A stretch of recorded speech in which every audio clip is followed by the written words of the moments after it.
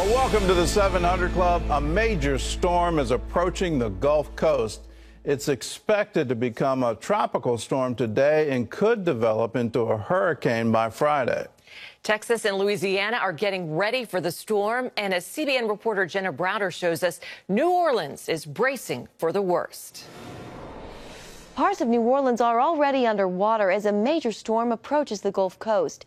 Yesterday, they saw 8 inches of rain in just 3 hours, swamping the French Quarter and flooding many streets. This is ridiculous. It looks like Venice out here. Everybody need a boat or something. This is like sad.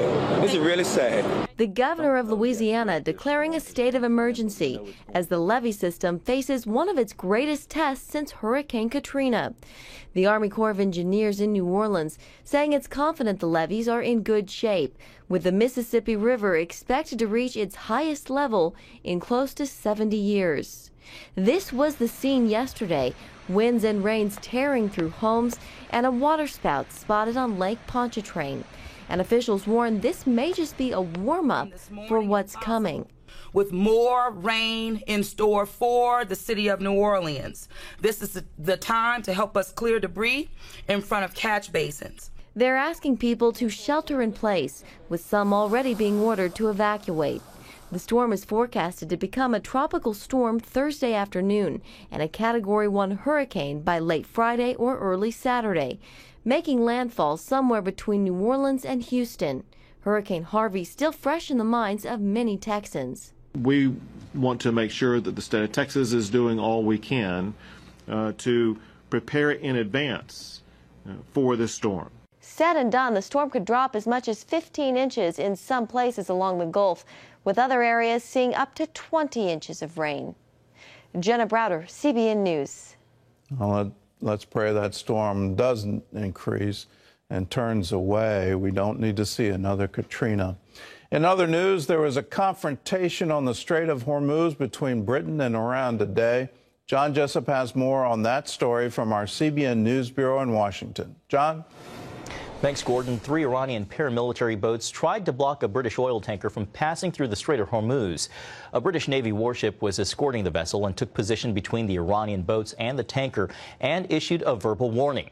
The Iranians backed off. Iran's Revolutionary Guard denies the incident. Last week, Iran's president said Britain would face repercussions for seizing an Iranian tanker. That tanker was suspected of violating European sanctions, shipping oil to Syria. About 20% of the world's oil is shipped through the Strait of Hormuz. Iran has often threatened to close it down. Well, here at home, the government is running out of money quicker than expected, prompting the White House to ask Congress to approve a spending deal and increase the debt limit in coming weeks. The debt ceiling has to be raised by early September so the government can pay its bills, and a separate funding measure is needed to keep many federal programs from running out of money at the end of September. Yesterday, Fed Chairman Jerome Powell warned the federal deficits are, quote, unsustainable. But he also indicated the Fed might cut interest rates in coming months. That news boosted the stock market, the S&P 500 briefly rising above 3,000 for the first time. Secretary of Labor Alexander Acosta is defending a 2008 plea agreement with accused sex trafficker Jeffrey Epstein when Acosta was a U.S. attorney in Florida in handling the case. Court documents showed 30 women accused Epstein of sexually abusing them as teens. Acosta's office allowed him to plead to lesser charges in exchange for 13 months in jail and registering as a sex offender. At a Wednesday press conference, Acosta said it was a difficult case to try and that state prosecutors were considering an even more lenient agreement. A good prosecutor will tell you that these cases are complex, especially when they involve children. We did what we did because we wanted to see Epstein go to jail. One former state attorney in Florida is disputing Acosta's story. Barry Krischer, a Democrat, says the state had prepared an indictment against Epstein. It was scrapped after the plea deal. The case has taken on political overtones, with Democrat leaders in Congress calling on Acosta to resign. However, some Republicans in Congress are also looking into the case. Well, facial recognition technology might be the next best crime-fighting tool, but it's also stirring controversy on Capitol Hill, with lawmakers questioning its accuracy and its effect on privacy. CBN News national security correspondent Eric Phillips explains. Biotechnology isn't new. Fingerprints and DNA analysis have been around for a long time. The new concern is using facial recognition without a person's knowledge or consent.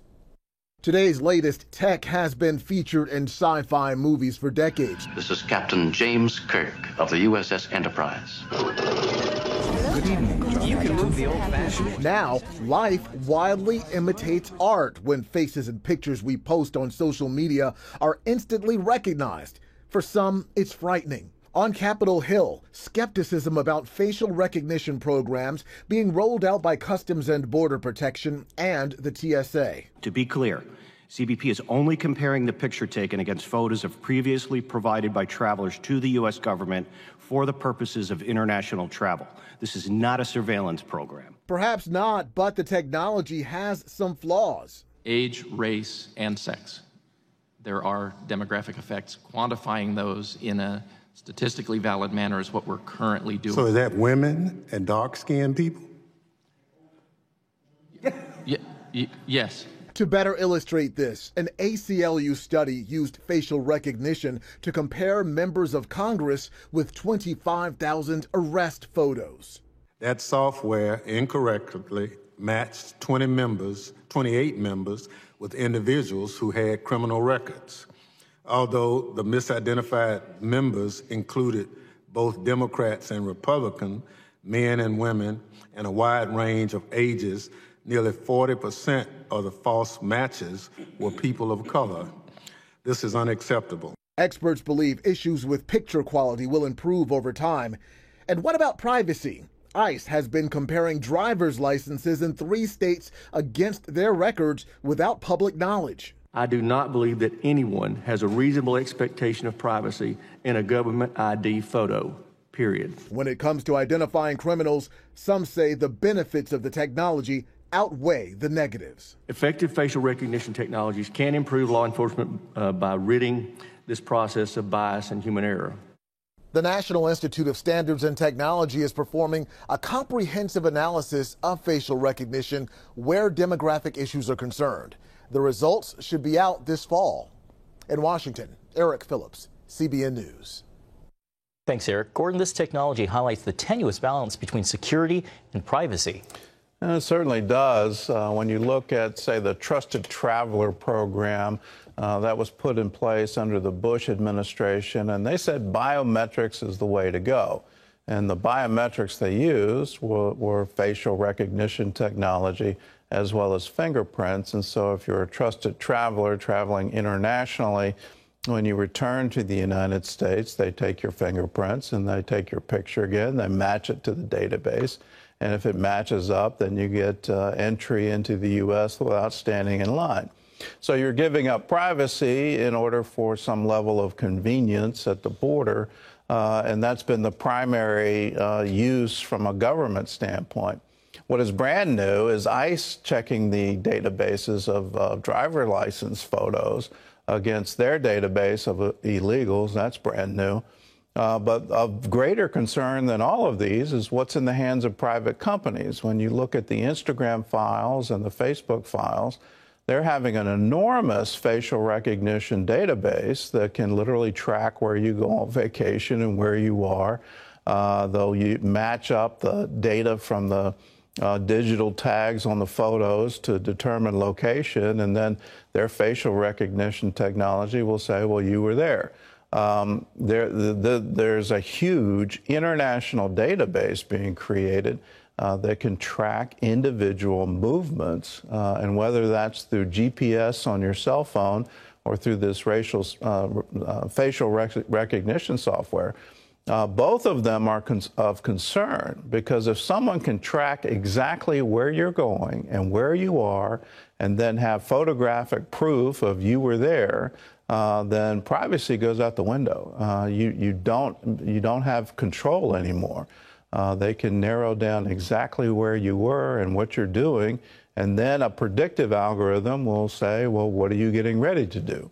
All of that in the hands of a government that's working against particular ideologies, well, that gets to be very dangerous.